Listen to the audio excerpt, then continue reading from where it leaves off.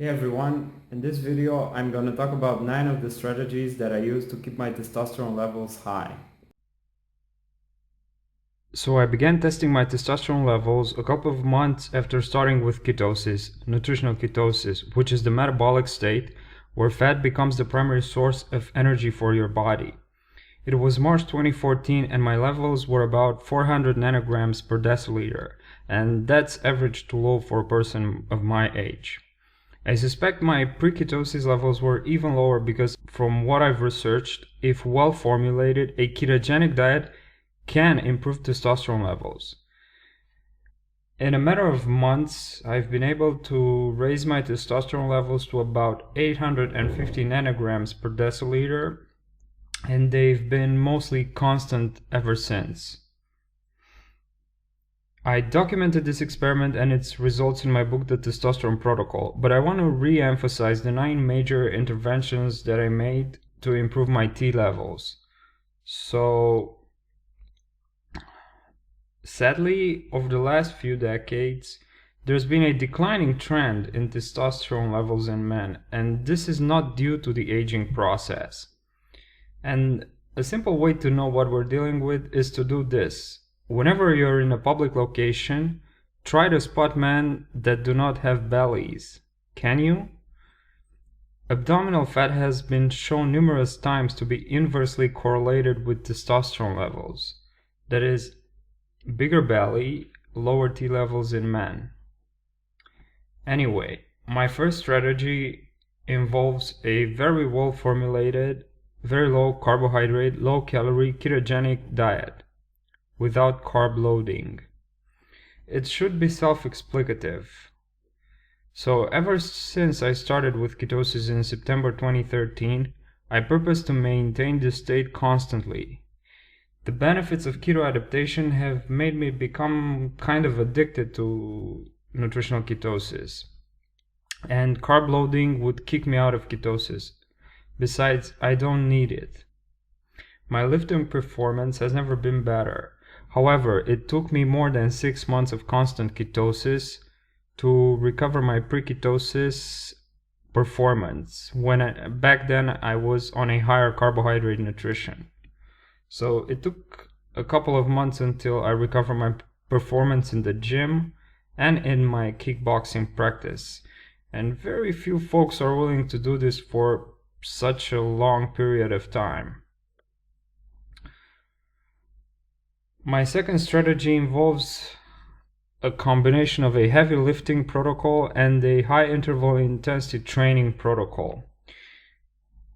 I personally began doing heavy lifting immediately after starting with ketosis.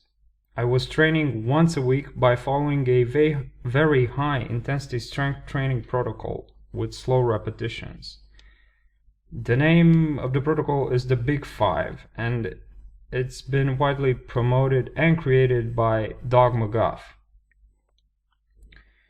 So I was training once a week with this protocol, but ketosis allowed me to recover faster between workouts.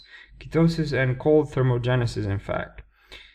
Then I started training more frequently, and currently I go to the gym multiple times per week, and I'm doing higher volume training, but I try to maintain the intensity as well as the slow movements. Some research shows that compound movements, which involve multiple joints and bigger muscle groups, are positively correlated with testosterone levels.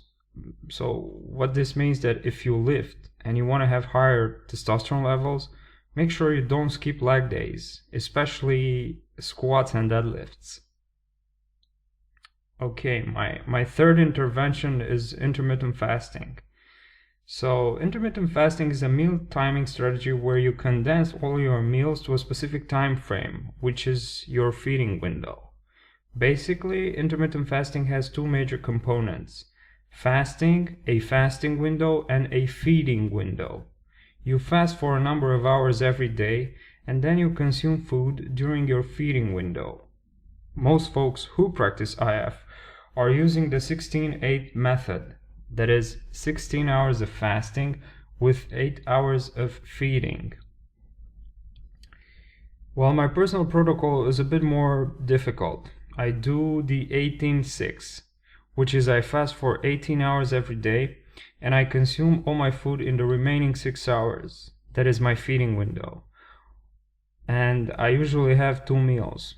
On one side, I find it very convenient because I'm never hungry, possibly in part due to keto adaptation and its aggressive hunger suppressing effects. And secondly, it's most convenient because I don't think and or obsess about food every 2 to 3 hours. And it helps me be more productive. My fourth intervention is called thermogenesis, which is also known as cold exposure or cold therapy.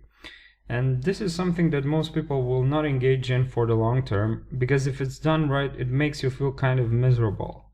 So that's a deal breaker for many. It requires you to remove yourself from the coziness of your comfort zone.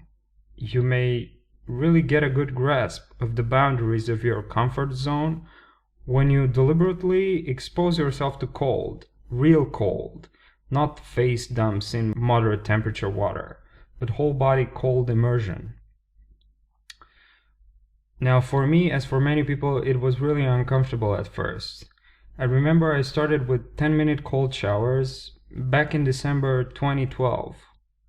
And in December it gets really cold here in Romania. Then I continued with longer cold ice showers, and then I progressed into taking ice baths.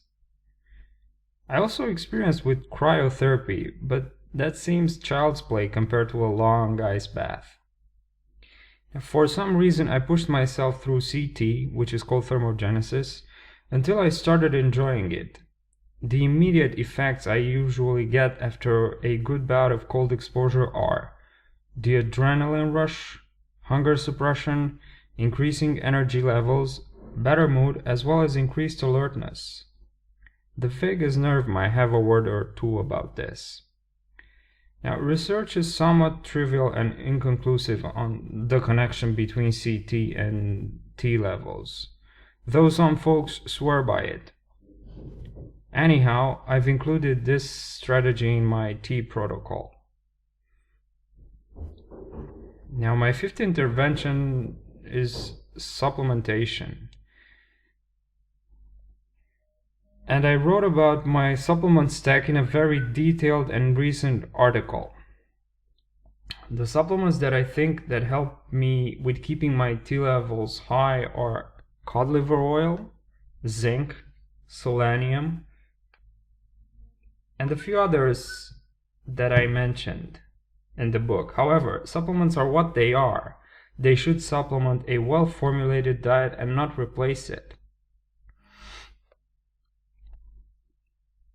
That's why for my nutrition I focus on consuming sufficient healthy fats to provide for the substrate from which testosterone is made, that is cholesterol. But this doesn't mean that I eat sticks of butter and or oil-enriched coffee though, as it's widely promoted out there. I don't find it rational, and I think it's a waste of calories. There's no metabolic magic attached to oil coffee, from what I know, but I may be wrong though. My sixth intervention would be to fix the circadian rhythms or the circadian clock.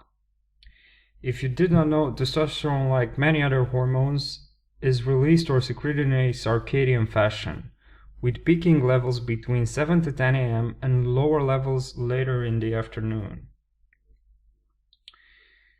Having a disturbed light-dark cycle that is being constantly exposed to bright light at night from your TV, from your phone, laptop, house lighting, etc. affects the way your hormones are secreted. First of all, exposure to light when it's dark outside destroys melatonin production inside your eyes and affects your suprachiasmatic nuclei, SCN, inside your brain. And the suprachiasmatic nucleus is the master circadian regulator. This is one of the triggers for disturbed hormonal signaling. Growth hormone is no longer secreted as it should be. Leptin secretion is affected, testosterone secretion is also affected, insulin secretion is affected as well, and I could go on and on. Now, some possible fixes would be to reduce or eliminate exposure to light at night, which many of us cannot do, or won't do. You can also use blue light blocker glasses, software that filters blue light, and most especially turning off devices when it's dark outside. My seventh intervention would be lowering the exposure to non-native EMF, and EMF stands for electromagnetic field radiation. Studies are just starting to be conducted on this topic.